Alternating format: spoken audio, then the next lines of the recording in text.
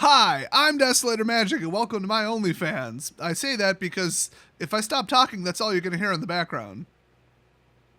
Actually, the AC compressor isn't going right now. When it is, I'll amp it up because people are like, well, I don't hear it. Well, some of the time when I take a noise sampling, I actually remember to then put on the noise filter at the end of the recording. But anyway, I spent all day today with just raging allergies in my nose. I think it was actually where I was. I'm starting to think they have a mold problem. And now I get home, it's still bugging me a little bit, but it's subsiding. And then I sneeze, so I, cover it with my arm. And now my sleeve of my arm is all full of blood, and this shirt is completely ruined. And I'm wearing my own merch today because it was on the top of the clean pile. So if you want to buy a shirt that isn't covered in blood, teespring.com, link in the description. I got some dank merch. I've been saying it for a couple months now, but eventually I'm going to upload the one about toasters. You know what? I might have time to do it right after this video, actually. But we got some pretty funny magic in-jokes up there. So, even if you don't have the money or don't intend to buy one, just go check it out just for the lulz. Hey, there's the compressor. Okay, do you hear this? How about now? Hold on. My level meter says it's at -42, and I'm at -9 if I talk normally, so every 10 decibels, in other words, 1/10 of a bell, that's what a decibel is. So every bell is 10 times more energy on the way up and 10 times less energy on the way down. So if it's at -42, it is several, factors below. Is that the right term? But this is a damn good mic, so it's picking it up. I can filter it, though. But now if I filter it, then you won't hear it. So, okay, I'll just filter from this part on. And then you guys can hear the difference, maybe. Oh my gosh, okay, all I smell is iron. This is so annoying. Anyway, as I continue to have blood drip out of my nose because my immune system is actively trying to kill me, Wizards is also apparently trying to kill me because their big, giant surprise ban announcement. That wasn't a surprise because people found out about it ahead of time, which I'm actually going to make a separate video on how people found out, because it's actually really funny. And Wizards is gonna lose their shit, and so is YouTube, but I'm gonna walk a real fine line. But anyway, yeah, okay, the big giant May 19th banned and restricted announcement. Oh boy, historic, Thassa's Oracle is banned. Oh no, now I can't run Charbelcher. I kid you not, that is the only historic deck that I remember prepping on Arena, is Thassa's Oracle Charbelcher. Oh, and I think they already banned the mystical sandbar thing or whatever the hell that was, right? So I already lost a piece of it. Now I can't even play the damn deck, which, good, it's degenerate shit. It's like 54 lands or something. That deck is hot garbage. So if you're not familiar, Thassa's Oracle says it's a 2-drop blue 1/3 Merfolk Wizard, because of course it's a Merfolk. And when Thassa's Oracle enters the battlefield, look at the top X cards of your library, where X is your devotion to blue. Put up to one of them on the top of your library and the rest on the bottom of your library in a random order. If X is greater than or equal to the number of cards in your library, so in other words, if you run your library out, you win the game.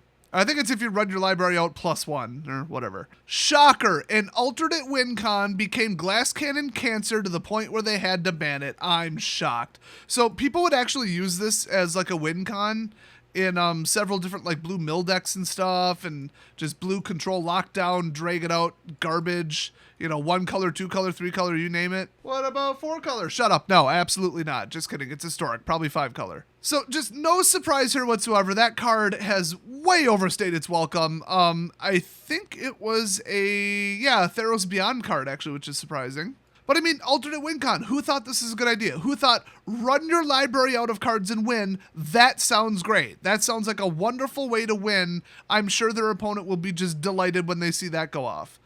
What other than degeneracy was supposed to come from this card? I'm very curious. So their explanation is, while Thassa's Oracle is a powerful card that has created combo decks across multiple formats. Yeah, that's right. It's only banned in Historic. And by the way, remember Historic had the suspend system? I guess they forgot that. But yeah, I've seen Thassa's Oracle get run in Standard. It's a hell of a lot harder, but all the degenerate crap that they stuck into Historic because of the anthologies, which 5's coming up now, yay, that enabled it. So while it was, a combo deck across multiple formats, until recently it wasn't a force to be reckoned with in Historic. That's true. My deck had a win rate of 20%. But anytime I won with that just bullshit turn 3 combo, was one too many times. Just something like that should never happen. It's really that simple. It's just like a turn 2 Tibbleton to Ugin win in Standard. Yeah, it doesn't happen often. I don't think my Tibble deck even has a positive win rate, but anytime I win that way, it shouldn't have happened, and that's a bad game. So now they're saying, okay, with Tainted Pact, it's insane. And Tainted Pact is just simply, is that, you can't gain life? Oh no, that's completely different. Exile the top card of your library. You may put that card in your hand unless it has the same name as another card exiled this way. Repeat this process until you draw, or you put a card into your hand, or you exile 2 cards with the same name, whichever comes first. Yeah, you would just put Tainted Pact and Thassa's Oracle in a deck and then just win, right? And then some lands. Am I missing a piece here? And yeah, Tainted Pact is 2 and Thassa's Oracle is 2, so... fantastic. What a difficult combo. So, yeah, they say the fine-tuning of that archetype. Yeah, that's what I would describe the state of Historic as currently. We've seen the rise of the 2-card combo in Historic to the point where that half... Who wrote this? Is it just me? Anyway, something about half the field for the past league utilized the combo. Half the field in the past league weekend utilized the combo. 50%. Okay, that's, I think, actually slightly above Eldrazi winter levels. I heard rumors of 60 to 69 nice percent of tournament decks at the last tournament before they banned it being Eldrazi based in Modern, but I don't know if we ever really cracked 50 all that hard. So yeah, that's out of control. And I mean, how do you stop this? A counterspell or you lose. There's nothing to interact with. There's no permanence. It's just a bunch of bullshit on the stack. And then, well, you don't have control of your opponent's library. It's a stupid way to win. Like, they should have looked at the card when they thought about printing it and thought, well, that's a stupid way to win, and then not printed it. It's really that simple. This isn't like, oh, let's let it root an entire tournament and make it unwatchable so nobody wants to see it streamed because it's just going to be, oh, did they get the combo or did they forfeit in turn 4? Okay, well, there you go. Nobody wants to watch that crap and nobody wants to play that crap. So what are they doing? So they're willing to let that happen because they just had to have such a creative alternate win con as Thassa's Oracle for 2, a game winner card for 2, which that's another red flag. That was so crucial to the design of the game, they had to do it. They had to risk it. And if you ask Mark, he's like, no, we always risk pushing things too far because the other thing we could do is be boring and repetitive and safe, and that nobody wants that. Literally all of us want that, Mark. Holy shit, stop dumping overpowered crap into Standard and breaking it and then walking it back. Because Standard has been more broken with like the 21 bans in the last 2 years or whatever. It's been non-functional and not in a healthy state more than it's been in a healthy state. And it's got to be like 75% to 25%. Probably higher. So the whole, we always push it so that we can do new creative things and come up with new awesome decks that people didn't think of, so we push the limits sometimes. That's always been his stated excuse. That's always his go-to when people accuse him of bad card design. And he just falls back on, well, what? Do you want just a bunch of vanilla 3/3s for 3? No, take one of the like 100 existing keywords and just reprint it again. I mean, who the hell's been playing for the full 26 years? You could circle back around to something you did before, and it's new to the vast majority of people. Plus, who the hell doesn't want to see it again? Circle back to Undying, do something with that. I hate that mechanic, but still. I thought Threshold was interesting. Mark didn't, but he's wrong about everything, so, you know, whatever. So if you're wondering why this happened, it's because he thought, oh, let's have a game winner that's so obscure, and then see if maybe somebody does something with it. And that'll be like such a wild game. And then it turns out, oops, people are just winning on like turn 2. Oops. So that's how this keeps happening in case you're curious. So due to the power of the 2-card combination, they wrote, and because we expect that Thassa's Oracle is likely to cause problems down the road as Historic continues to add new cards, new broken pushed eternal shit from Historic Anthology, or whatever they call it. Thassa's Oracle is banned in Historic. I love how they don't say like, oh, and this is why we're bypassing, like, the suspend, because they always suspend it for like 30 days and then come back and look at it. And they have put cards back, and they were absolutely 100% wrong about doing so. Did they bring, like, Teferi back or something? Or was it one of those, like, 1-cost green spells? It's just something they shouldn't have brought back. Nope, this one goes straight in the bin, as they say. And get this, these changes go into effect tomorrow, May 20th. So they are wasting no time. It is going straight to banned. It is not coming off the ban list. It is inherently problematic, is what they're saying if you read between the lines, and it's never going to get better. And there's never going to be a way for the reasonable player to stop this combo. So yeah, good riddance. I don't give a shit, and anybody who plays Historic is an idiot. Let's talk about the absolute dead-ass nothing that they did in Standard today. What are they thinking? Have they seen the meta shares? Have they seen the post-Strixhaven release tournament Statistics. There is one deck that is just wrecking everything, and they probably thought, well, it came out of nowhere, maybe people need to adapt, let's give it some time. That's always what they say is, let's give it some time. Let's not give it some time. Let's power standard back down to the place it should be. Here's the problem. I bet some people at Wizards are like, you know what? We really do need to do something about the state of things. But just a short example, because I've hit on this before. Okay, what if they ban Lotus Cobra and Scoot Swarm, because that deck is still cancer, Zenith Flare, because my god did I prove that deck's unbeatable on live stream. I think I won 10 straight. Torbrand, Fiery, all that red crap, Bombardment, ban that, get that crap out of the way. Rune Crab, and you know what? You can take Teferi's little reaching through the portal crap too. No more mill. Okay, get rid of that. Everybody's sick of that. And then ban Embercleave, because that's overdue. Ban Winota, because why the hell is she still legal? She's banned in everything else. Ban Auspicious Starix and most of the mutate cards, but especially Auspicious. Kind of want the Dirge back gone too, but okay. Dream Trawler, because that card's unbeatable. There's no way to remove it. Luris, because Luris. That mono white deck is unbeatable.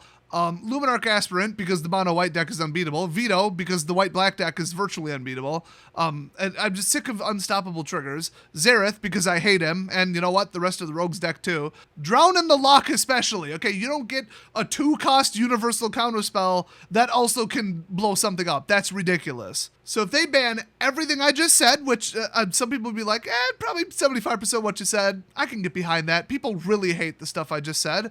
We would still just go back to Doom Foretold, Dance of the Manse, Peer into the Abyss, Infinite Draw combo. Well, not infinite, but infinite enough. Brash Taunter, that card can go to hell. Ugin, just ramp Ugin. Yorion, just Yorion anything, any version of Yorion. Outlaws Merriment Rush. Night Rush. Victor's Envoy, black-white counter dump. Cleric Tribal would still be a thing. All Angels would still be a thing. Oops All Flyers would still be a thing. Relic Robber Red Rush, the Quad R, would still be a thing. Fae of Wishes would still be a thing, mostly in the Orion deck, but still. So they would have to ban like 30 cards. I mean, it's like you don't take a terrible, terrible, miserable, awful meta, but that is kind of high in variety, and then ban 5 of the decks and leave like 3. That literally just makes the problem worse. So they'd have to make the biggest ban announcement they've ever made, ever. And I think instead of that, and there is precedent for them saying that this is their motivation, they'll just instead wait for rotation, which is like at the end of the year, and we're in May. So we're I don't remember what month it happens in, but we're at least, 6 months away, I would think. It's kind of weird because there's 5 standard sets this year instead of 4. I don't know if you knew that or not. Now remember, the solution 3 years ago to Chain Whirler and everybody wanting Chain Whirler and Red Rush gone, the solution to that was to wait for rotation. So we all waited 6 weeks and then people still played the deck. Mono red is still a thing right now, and it never should be because it's such oppressive, impossible to play against binary crap. So then the solution the next year was to just wait for the rotation, and then that solved absolutely nothing, like even less than the first one. We flushed a Teferi down the toilet the time before that, if I recall. It might have been the time after that, and then people still played 3-color control. In fact, it just turned into Yorion. Then they add a set, and it gets worse. They add a set, and it gets worse. Then they're like, oh man, this is really messed up. There's so many broken, overpowered decks. And remember, Mark Rosewater on 2 different platforms that he controls, followed by nothing but his fans, took a survey that said, are you comfortable with the power level of standard? And 74% of people said, no, it's too high. And almost every comment from people who said, I voted, yes, it's fine, said, I don't play standard. I just want more power cards for my commander deck. It's called Modern Horizons 2, asshole. Let us have our set. You can have your set. How about that? So those votes are thrown out. If you do that, it's approximately plus or minus the margin of error. 100% of people that play standard aren't happy with the state of standard. They think it's too powerful, and yet they refuse to back it off.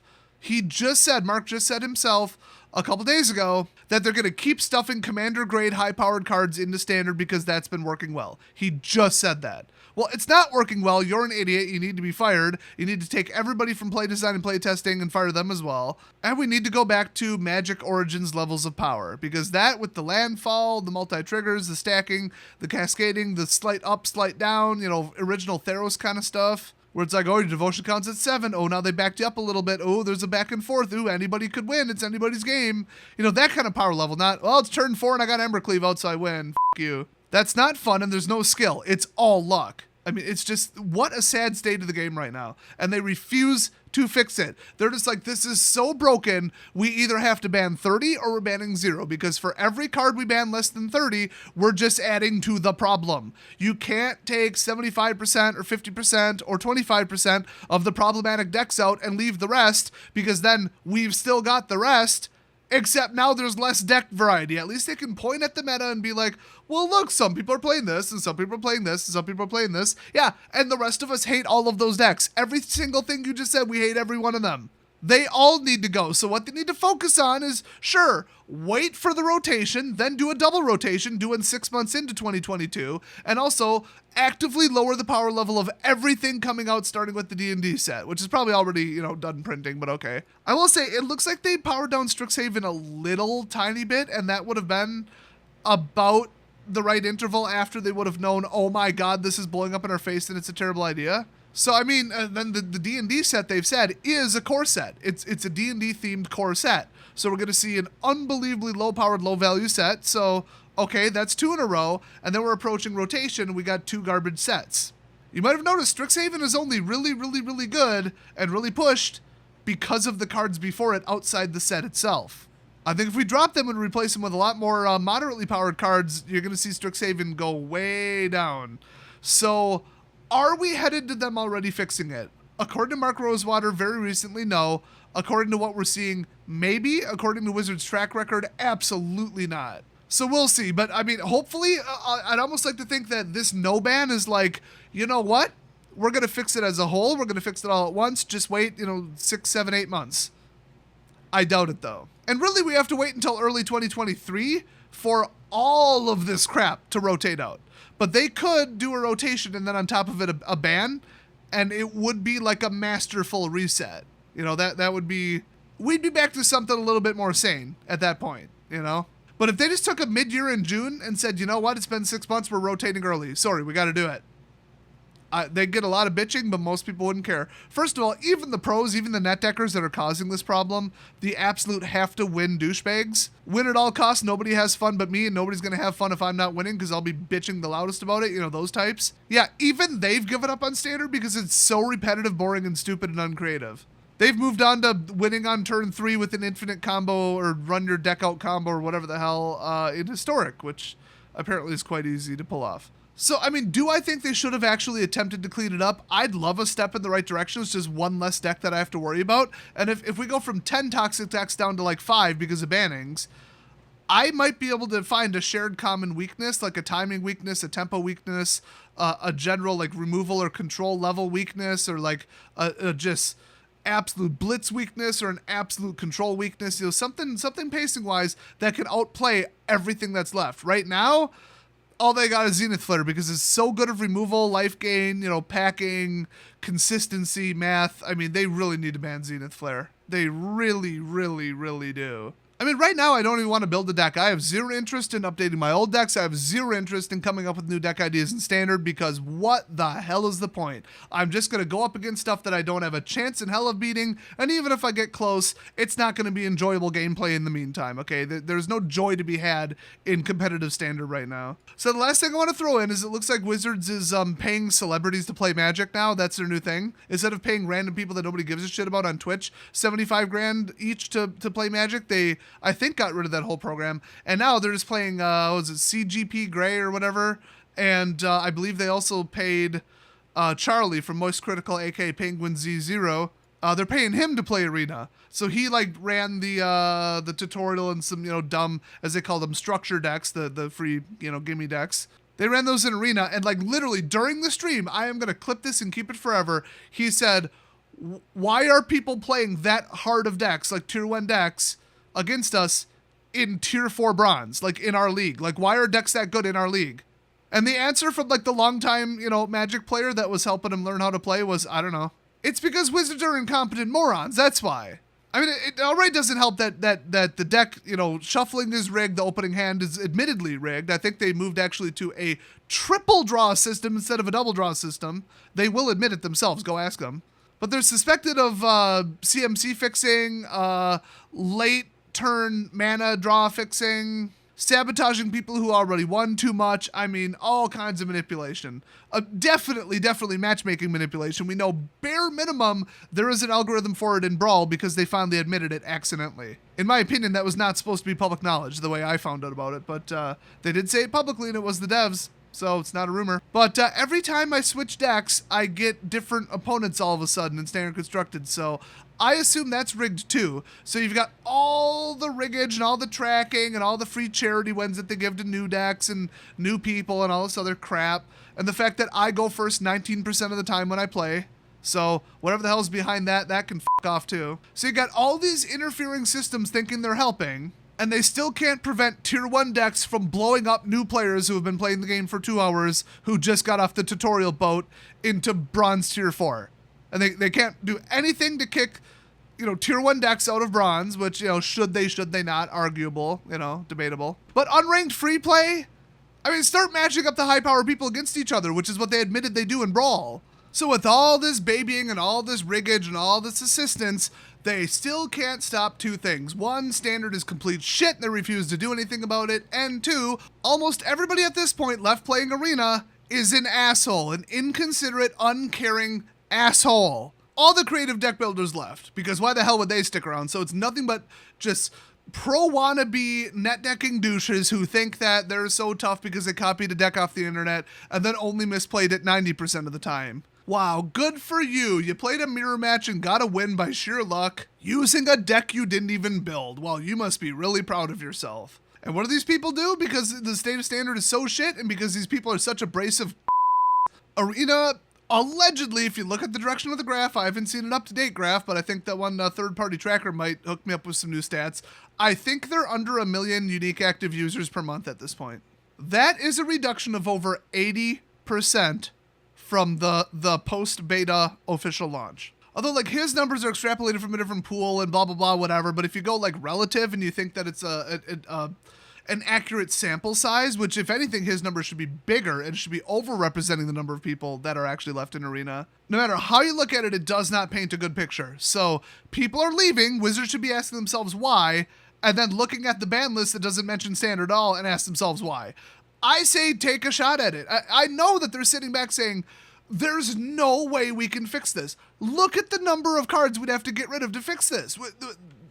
Either the delusional people think there's nothing to fix, and then people are just quiet and yeah, sure, okay, whatever. Yeah, there's not totally 10 overpowered toxic decks. No, it's all fine and variety is great. Yay. But I wonder why all the users are leaving though.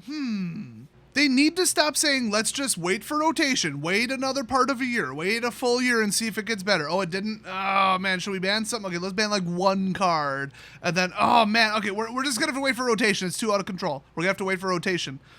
Well, if you want it to stop happening, stop printing broken, overpowered, pushed crap. If you're wow, these fires are getting really hard to put out, stop throwing fuel on them. I mean, that's step 1. It's just unbelievable that they haven't learned yet. But the new CEO allegedly is the one behind this saying, jack up the power level, sell these cards to commander people, and keep power creeping it to oblivion and back, and then make secret layers and sell them directly to people and cut out the middleman. No distributor fee, no stores.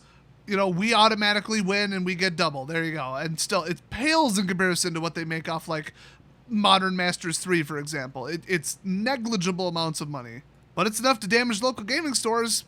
That's for sure. And then they don't have a place for people to play, and there's no structured play, and people quit, and Arena's shit, so they don't go there, and MTGO has always been shit, so they don't go there, and then they're just gone.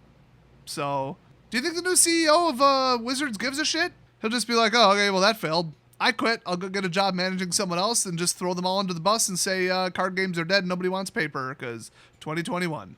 Or blame Mark Rosewater, say he had nothing to do with it, even though he is allegedly the one pushing all this cash grabby, greedy shit. And golden parachute over to, who knows, some other place to wreck it. Hopefully Facebook.